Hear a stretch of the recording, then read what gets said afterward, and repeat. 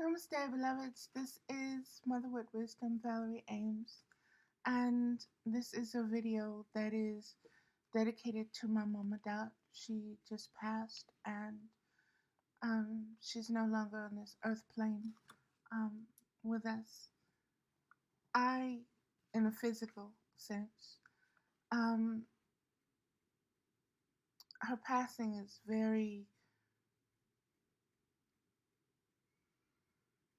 has shown me um, some things that need to be addressed, and um, I'm just going to get into some things that I wrote.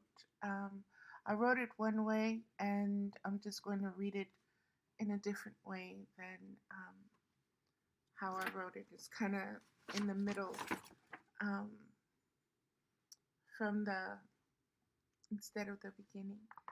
Um, and this jacket was a gift that was going to be hers, but I never got shipped off. So I'm wearing it in honor of her. Because she told me her shoulders were always cold. Okay, here we go. This is about the anxiety that our older ones have when, especially as women of strength, pillars of strength, when they see their own strength diminishing, their own grit diminishing, their own physical strength, and they see it fading, and the anxiety that causes within them, and it kicks in a survival instinct that many in the medical field do not understand, and they're labeled combative. They're labeled hard to deal with because they have questions and they're hesitant about every single thing. And the staff, the doctors, the nurses, the CNAs, the aides, the orderlies, they get really short patient, a lot of them, not all. They get really short patient with them because they have so many other patients to deal with. They don't have what they consider time and effort and compassion to deal with a patient that is combative, that is so full of anxiety and fear that they're lashing out. And I think that um, extra um, teaching, extra instruction, extra education needs to happen in order to open the compassion in your heart when you're dealing with this kind of patient, this kind of client, this kind of being. And it's not only in the elderly, it's in the mentally ill. Um, it's in anyone who's in an anxious state, in a panic attack mode. And it takes a special calmness to deal with them. It takes a person who is able to calm themselves, calm their own ego, their own mind, their own instincts to fight back. And let me just read what I wrote, and then I'll get into that a little bit more. My Mama Dot's anxiety as her health and strength began to fade day by day, her mind ever clear and sharp. She began to feel like she was a burden. She did not trust doctors. She wanted to be seen to like they used to treat patients way back in the day, not like now when everybody is so short on bedside manner and compassion. And if you question them because you have fears of the side effects of medications or of processes and procedures, clashes of the ego, because you want to know more about everything and you don't like the energy of certain people. You don't feel safe with them based upon your race, your age, or your strength, or your gender.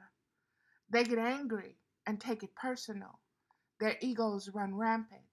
They exude an energy of righteous indignation at your audacity to question their intelligence.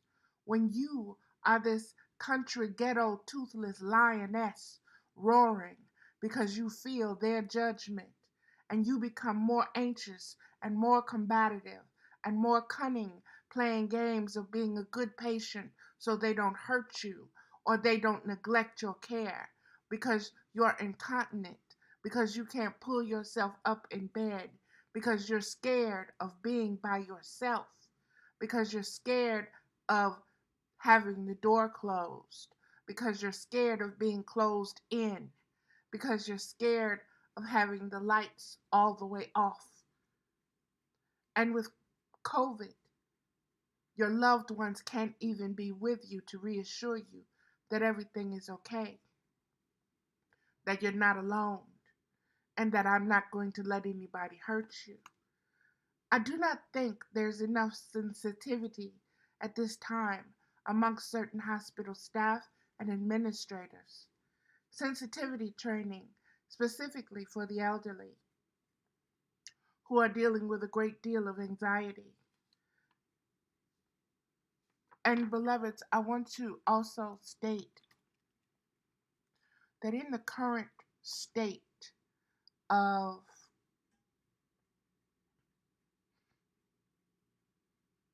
our racial tensions, the elderly are specifically heightened in their views of someone else caring for them and their prejudices from what they've experienced either in their past or currently.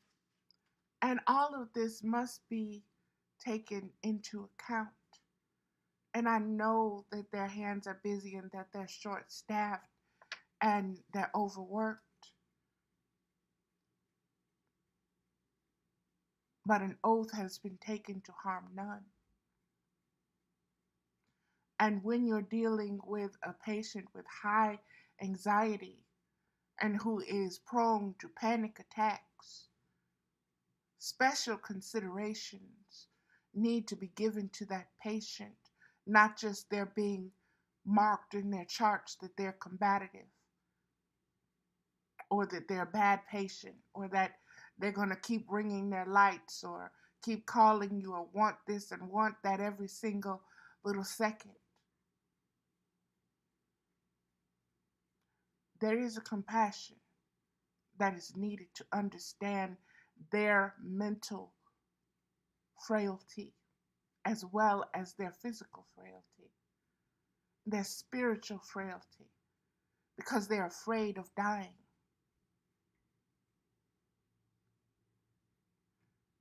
We need to take a much deeper look at existence and at life and at how we get along and at how we look at each other with judgment based upon our own feelings of righteous indignation or harm or that is infringing upon our rights. Everything right now is coming to our conscious awareness for a reason. It is for a much deeper reason. It is for us to be witnesses of a much deeper opening in our hearts to see others and to see ourselves in the light of conscious awareness and unconditional love. in order to exist freely.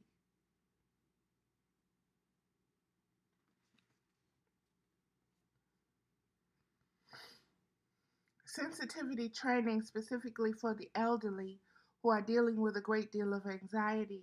There should be sedatives offered. There should be sleep aids offered. Mama Dot did not have COVID, but she had a deep anxiety as a living being, knowing that she is dying. We need more sensitivity to this aspect of life. Some make peace, others are afraid and fight. Tooth and nail. They fight tooth and nail. My mama Dot was restrained in her last moments of life. A fingernail was bent all the way back.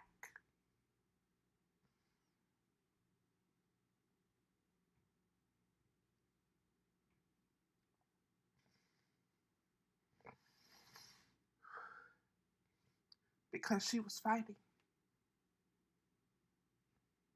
She was fighting in a state of panic for her life.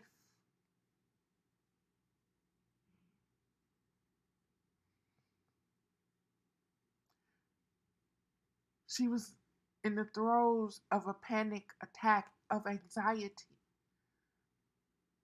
This strong woman went out of this world fighting those who were trying to help her, true enough. But they weren't helping her with tenderness, and they weren't helping her with kind words. And there was none of her children, her blood around her.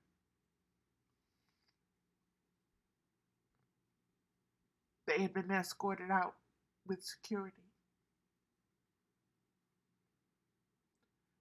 This was in Detroit, Sinai Grace Hospital. And her granddaughter has recordings of this. Her granddaughter was with her every single time that she had to go back and forth. Her last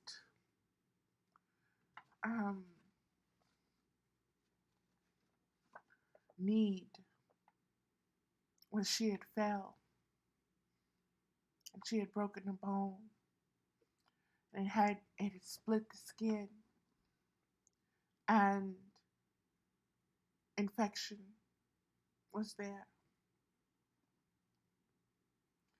And so she died from what I would call septicemia. I don't have the exact diagnosis, but it was from blood poisoning. It was because she wasn't administered the things that she needed to that could clear her condition. It was because she wasn't sedated and put in a state of conscious awareness where she could be calm.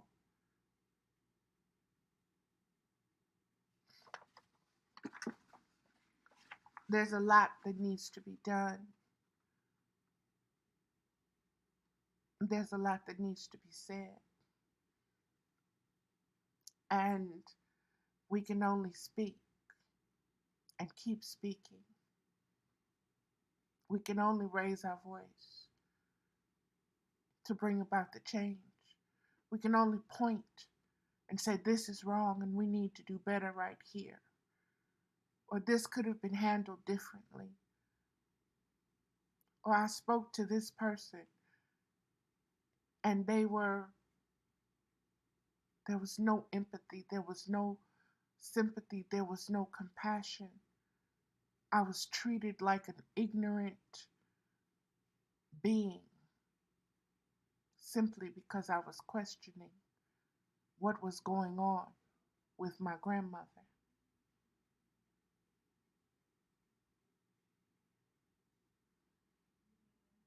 People do not understand the anger that takes place in the processes of grieving, even when you're a caretaker and that being hasn't even passed yet. But you are there to at the at doing the best that you can do. And then when it becomes out of your hands and you take them into a hospital and they want to treat you as if you're less than, it matters. It matters on your ability to want to keep bringing that person there. It matters on the ability of that person to trust the doctors and the staff. When that patient says, I don't like the vibes of this doctor or that nurse, can I please have another? I don't care how short staffed you are. Switch.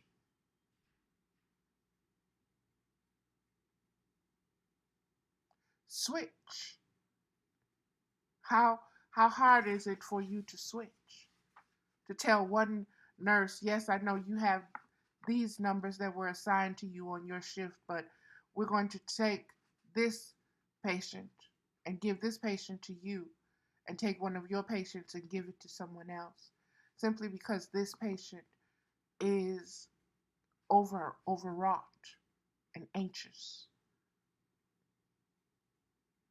and her demons don't get along with that nurse's demons and she feels threatened. She doesn't feel secure. Don't take it personally.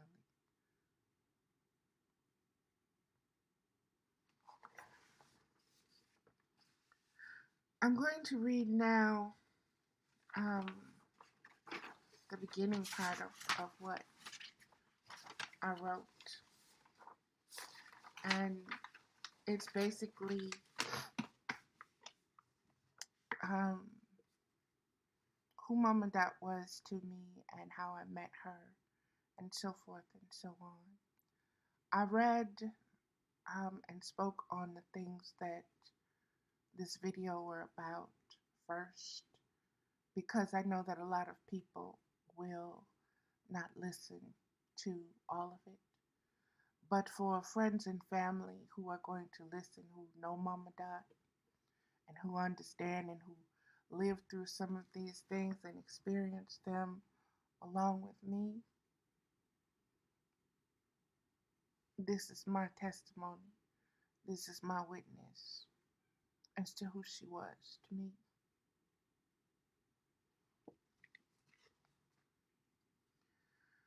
A couple of days ago, I lost the physical presence of another mother. I call her Mama Dot.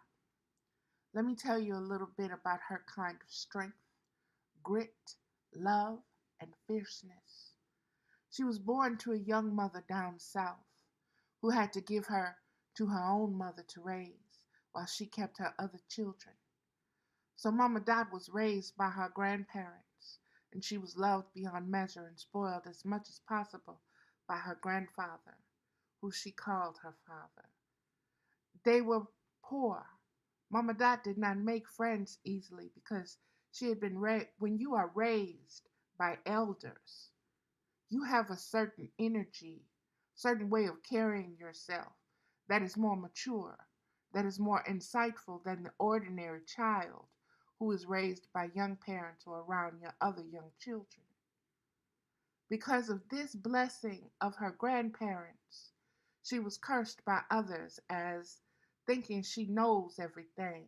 She thinks she's better than, which only makes certain spiritual incarnations stronger in this world they will have to evolve in. Beloveds, I want to address that. This is where that know thyself comes in because this is the juxtaposition of polarities and paradox. That which another being fears or lacks within themselves or is jealous of, and they see it in another being. They ridicule that being for it, for them having that characteristic, that trait, that light, that glow, that shine, that beauty, that mark of distinction, even if it's only in their own minds. The other person does not recognize it as such, they're just being themselves.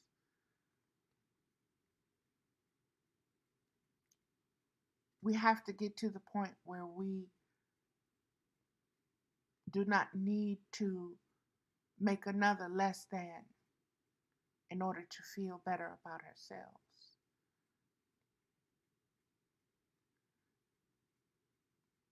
We all fall short. None are perfect.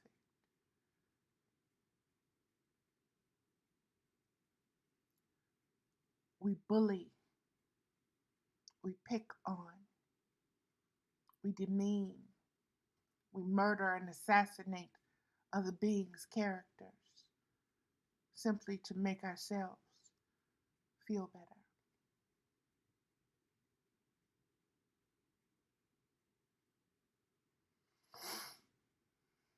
That's wrong. And that needs to be pointed out that that's wrong.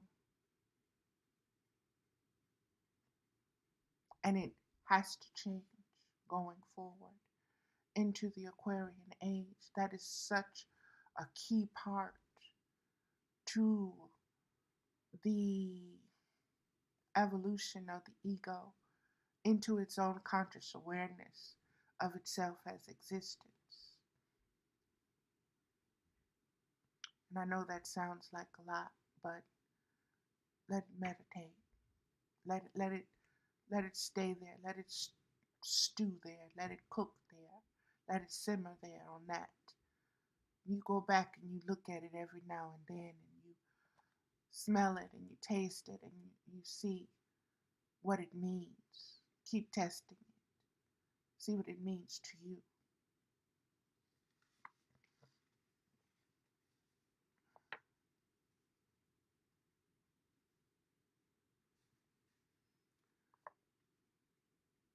The the polarities of superior and inferior are very they're conditioned thoughts, and they're conditioned thoughts on another's preferences, and then they're taught to you to be your preference. Just because everybody else likes purple doesn't mean you like purple. Purple is the highest standard. Purple is royalty. Purple is this. Purple is that. Purple, purple, purple, purple. Purple is a superior color to all the other spectrums of color. Purple is superior because it represents royalty. That's human logic. All the colors have frequencies. Whether those frequencies are higher or lower does not matter, does not make one superior or more important than another, or the other one less important. Wisdom included all of them in existence, so I think she knows a little bit more than you about what's necessary and what's not. And the value is way above a human value system. It's divine order.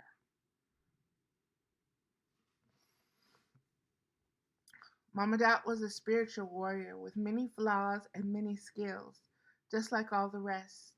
She was fierce in the way that she loved, and she loved so deeply, even to the point of amputating her own heart and soul sometimes, living off of transfusions from memories of loving and being loved. What does that mean? What does it mean to amputate parts of your own heart? It means you have to cut out certain people, certain feelings, certain thoughts so that it doesn't kill you. Whether you call it numbing, whether you call it medicating, whatever you need to call it. But understand that an amputation process takes place in the heart. You're cutting off pieces. And living on the living off the transfusions from memories of loving and being loved. When you cut off, when you amputate certain parts of your heart, you put a stent in there, or you stop certain feelings, certain memories from occupying that space. You lock that room, you lock that door, you lock that chamber, and you don't let blood flow there anymore. You don't let the healing and the cleansing of the blood happen there anymore. It becomes stagnant. It becomes sterile. It becomes poisonous. And you give yourself transfusions only with the memories that make you happy. Only with the memories that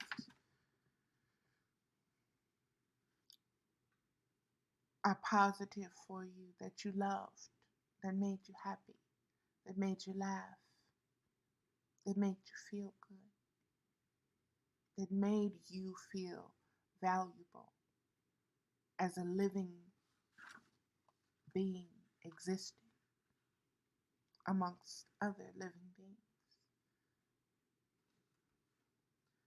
I met her through my daughter. I was a very protective single mom, overprotective. Some might rightly say, oh, I was damn sure overprotective of my children. My daughter had made a friend in her school in Detroit. They were best friends. She was invited over for a birthday party, and of course, I told her she could not go because I did not know those people, and that was that, or so I thought. The day of the party, my daughter is so sad, crying her little heart and soul out. But I am firm in my resolve and in my anxiety for my need to protect her at all costs. Mama Dot knocked on my door. I invited her in. Her spiritual presence filled the room. She reminded me of home and all that I knew growing up. She was very blunt and straight to the point. I know you don't know me, and I don't know you, but our daughters know each other and love each other as best friends. I promise you, I will take care of your child just like she is mine. No harm will come to her as long as I am breathing and got strength in my body. You can trust me. I'm going to look after her just like she's one of my own daughters. And she was telling the truth. And I felt confirmation in every word that came out of her mouth, and I knew I did not have to worry about my daughter being with her and going to this party. She invited me as well, but being shy, I declined. But I allowed Tina to go, which blew Tina's little mind. Mama Dot and I became so close. After an 8-year relationship with my soulmate was over, depression overwhelmed me, and I began to drown in my own despair, refusing to move. I stayed in the bed. I gained 600 pounds. I got up to 600 pounds. From 300 to 600 pounds. So I gained like 300 pounds in a matter of a couple of years. And I began to drown in my own despair, refusing to move. I lost my will to live, to exist, to thrive. Purgatory. And I'm going to put some things about purgatory on my Facebook page. So if you want to, um, you can go there or you can Google what purgatory is. And I suggest that you Google what the Jehovah's Witnesses have to say about purgatory, um, along with everything else, just so you'll have a um, basis of where I got my understanding of being able to use the word purgatory. And so purgatory became my constant dwelling place.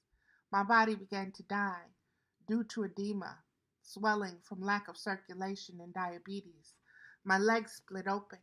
It began to leak fluid, and I could put my finger down into the opening all the way to the second knuckle and feel nothing. Soon it became infected, and I refused to go to the hospital. All this time, Mama Dot had been helping me by taking my daughter to the bank so she could pay our bills, do our grocery shopping, clean up, cook, help take care of her brother because I was, quote unquote, sick. My daughter was about 10 years old at the time, and I put all of this on her, because I was lost in me, lost in what my life had been, lost in the struggles, lost in what my existence, the path that my existence, lost in some of the choices that I had made and the things that manifested from those choices. So let me keep going. Mama Dot worked as a safety guard for the school system. So one day after work, she was coming to take my daughter to the bank, and she just snapped on me. She had had enough. She had had enough of me. 600 pounds, feeling sorry for myself because of what life had done to me. She asked me what was wrong with me. Seriously, she wanted to know. Because it was time I talked about it. And I told her about my life. Being molested as a child, being raped, being abused by my mother, and taken from her and put into foster care. About being 16 and falling in love with a 26-year-old man. Getting pregnant by him. His betrayal and abandonment of me. My mother and father's deaths. And the end of an 8-year relationship with someone who I knew was my soulmate. She let me finish. Took a minute to catch her breath. And then she let me have it. She asked me if I thought I was the onlyest, not the only, the onlyest woman to suffer, to be molested, to be raped, to be hurt when a relationship didn't work out. Then she told me I was the most selfish bitch she had ever seen in her life. And to make my children sit up there and wait on me hand and foot and watch me die. Did I ever think for 1 minute what I was doing to them? What was I teaching them? She told me if I did not have my fat ass up and ready to go to the doctor at 8 o'clock in the morning, when she came to get me, she was going to report me to social services so they could come and get my kids because I did not love them and I was not doing right by them. Needless to say, I was up when she came. And when I could not get up in the van by myself because of my weight and because of my leg,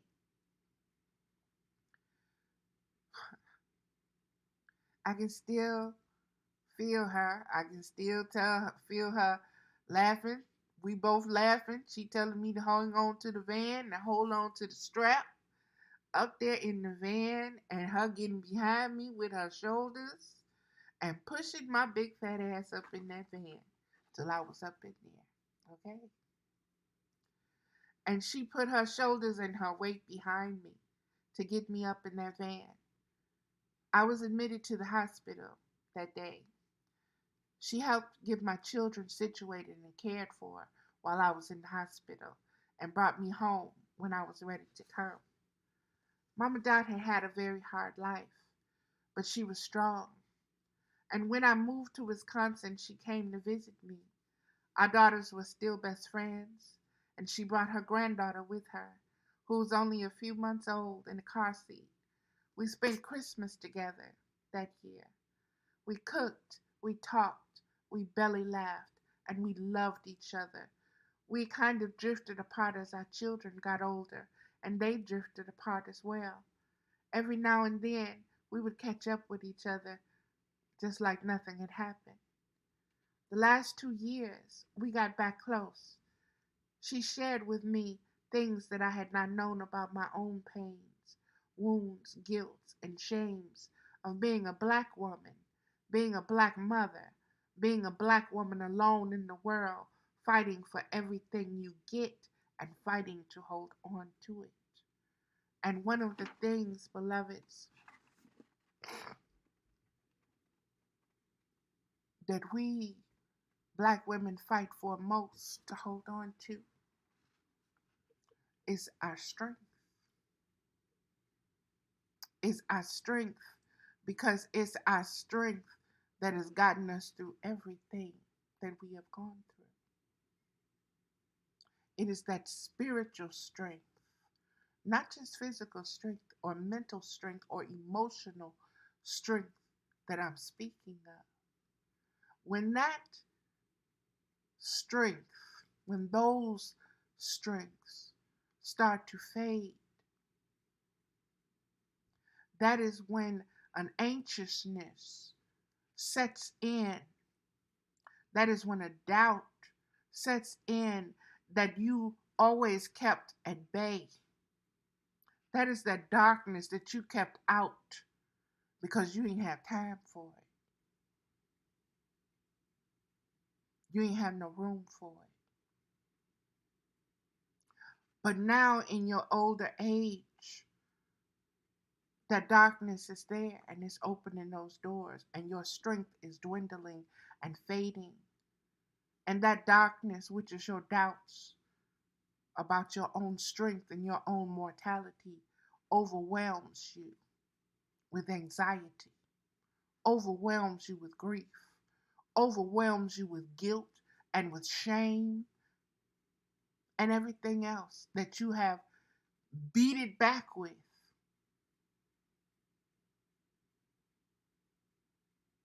And there's no one to understand that.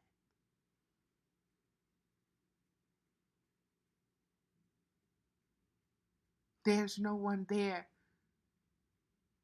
to understand that. Here you are, this Atlas, this Hercules, this Wonder Woman, and your strength is fading, and your life is ebbing, and there's nothing you can do about it.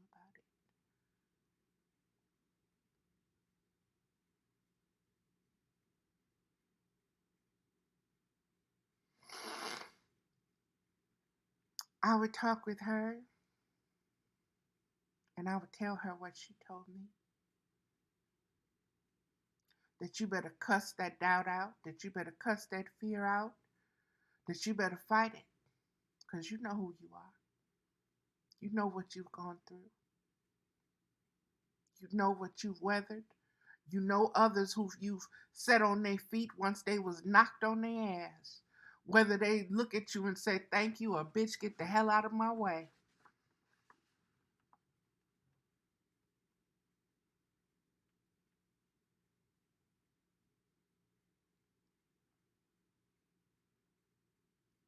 We have got to respect our elders once again. We have got to become more sensitive to them, to their spirit.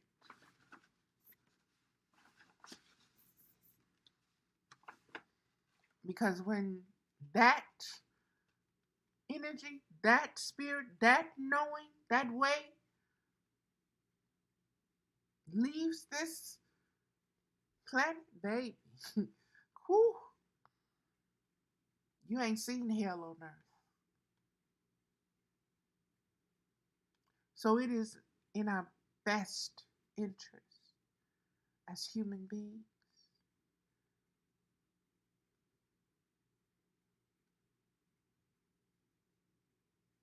to respect strength. Respect strength when it is waiting, when it is fading. To remember those who have been strong. I think of Muhammad Ali. I think of Frederick Douglass. I think of Zora Neale Hurston. I think of Alice Walker. I think of Toni Morrison. I think of Sojourner Truth. I think of Harriet Tubman. I think of so many more. I think of Jesus Christ. I think of Buddha. I think of the goddesses. I think of the gods. I think of the myths. I think of the legends. And I gather wisdom from their strength. So many different kinds of strength. So many different trials and tribulations. So many different obstacles, hurdles to overcome from without and from within.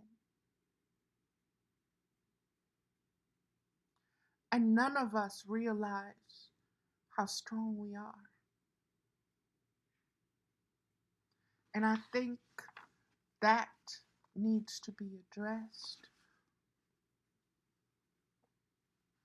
I think that needs to be addressed. And that needs to be taught. And to look back from where we have come from. As a black child, I was beat. You don't spare the rod.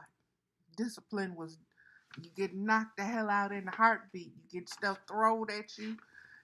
You go get your own. You walk out there and get your own switch to get your ass whooped with, okay? And you better not come with nothing flimsy.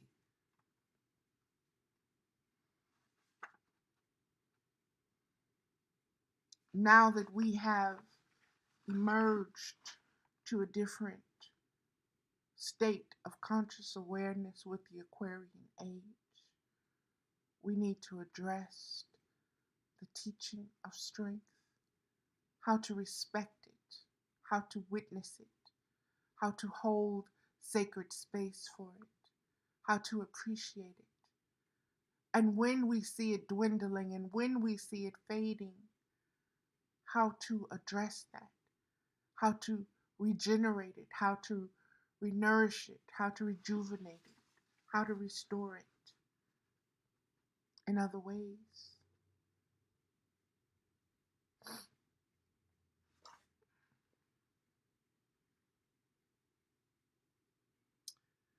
Let me keep going. She told me of her first child, her very first child, when she was only a teenager.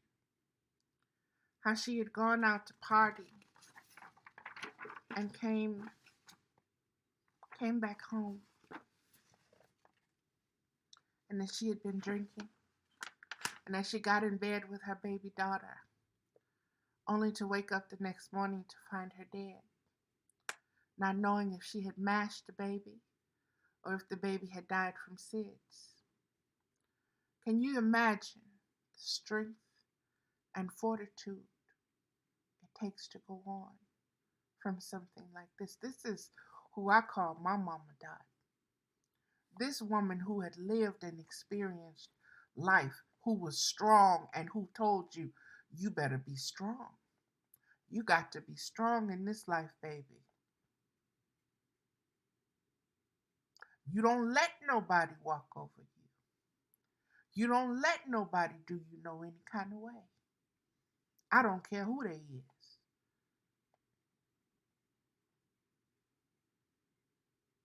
You let them know how you feel. Right or wrong, you let them know.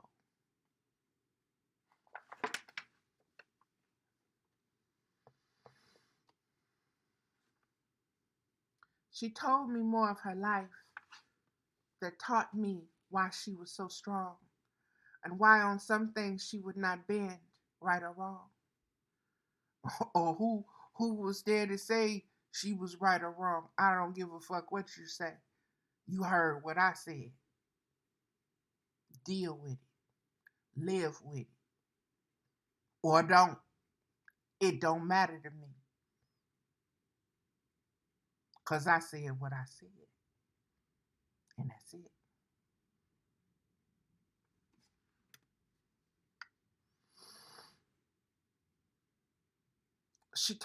She told me how it hurt her that she did not have the relationship with her children that she wanted, and that she wanted them to forgive her and know that she did the best she could with what she knew and how she knew how to be at the time, and that she loved them so. She even told me about her mother and loving her, and even though she had given her away and went and had another family that did not include her, she still loved her mother, loved her so.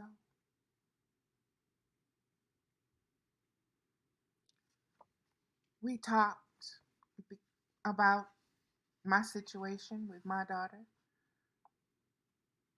with my children, and we realized being a mama ain't easy. It don't come with no instructions. And we gonna mess up plenty of times. But you know what she always said and told me and taught me? Just like my own mama. Family is family, baby. I don't give a damn. Family is family. That means something. That means something. That has to mean something. That means everything. Family is family. And family ain't always blood. I was not blood related to Mama Dot. But you let somebody say she wasn't my mama.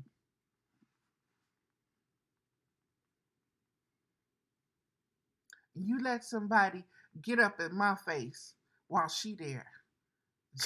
I get knocked the hell down, okay? Because she gonna handle that. Because I'm hers. Just like she was mine. Just like her babies is mine.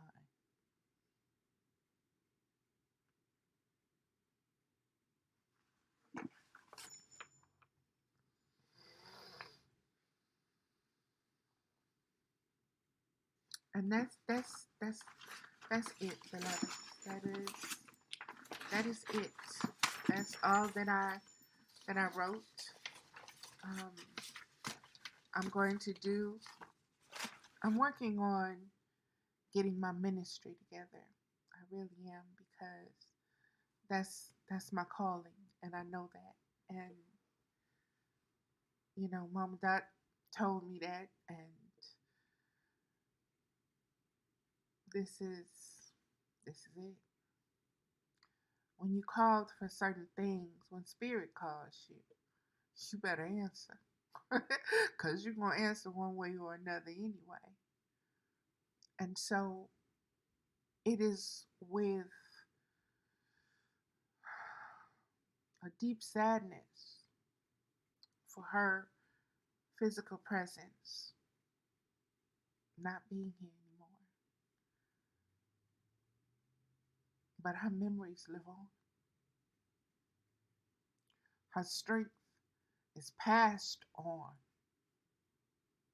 not only to me, not only to her children, but everybody's life that she touched. And she touched many, baby.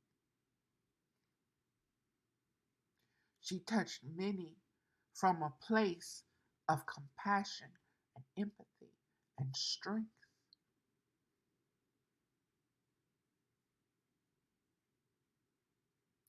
And that is spiritual will, wisdom, love. Recognize it, foster it, seed it, grow it, nourish it, water it, teach it, mine it, harvest it, feed it to others. It matters a great deal. You never know how you touch somebody's life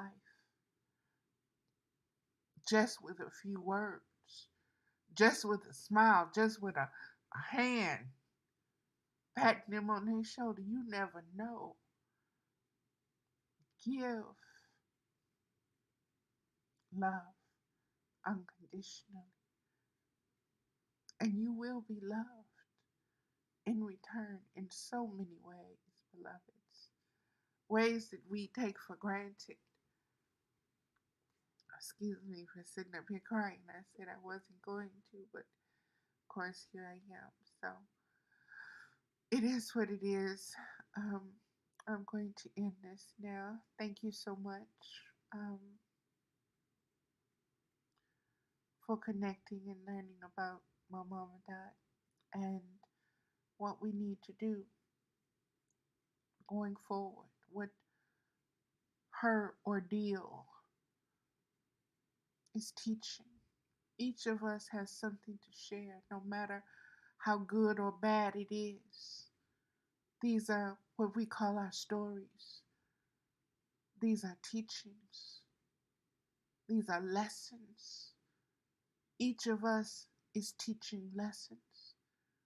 Whether it's the right or the wrong way, it's still a way.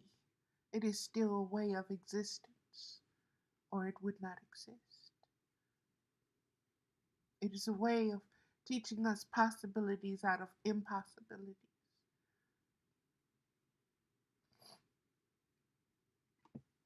Namaste, beloveds. I love you. And love yourself. Look within. Be conscious of your thoughts and your feelings. They are yours. And if they have been conditioned in you, you are able to root them out. You are able to pull them out like weeds and discard them. And when they grow back, you recognize them and snatch them back out again. Tend to your consciousness. Tend to your conscious awareness.